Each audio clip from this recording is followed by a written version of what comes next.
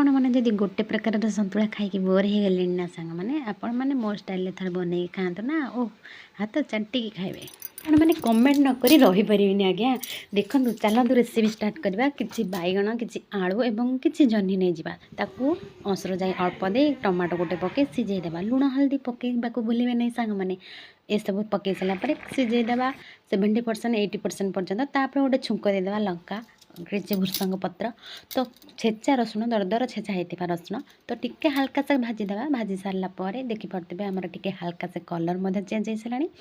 आपण मैंने एपर्यंत जदि मो पेज को फॉलो करना निश्चय सांग मैंने फॉलो करने को भूलें नहीं ए सांग को टे हेल्प करूँ टे सपोर्ट करूँ टे आगू बढ़ार साहाय्य करूँ तापर जो सीझे रखी आम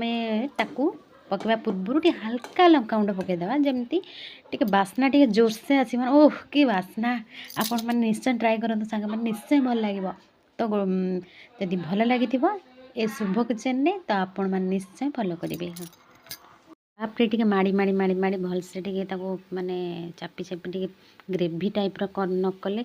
भल लगे तो हल्का से टे प्रेस करना एमती देखिए बिलातीटा भी टी जेहेतु मुझे बिलाती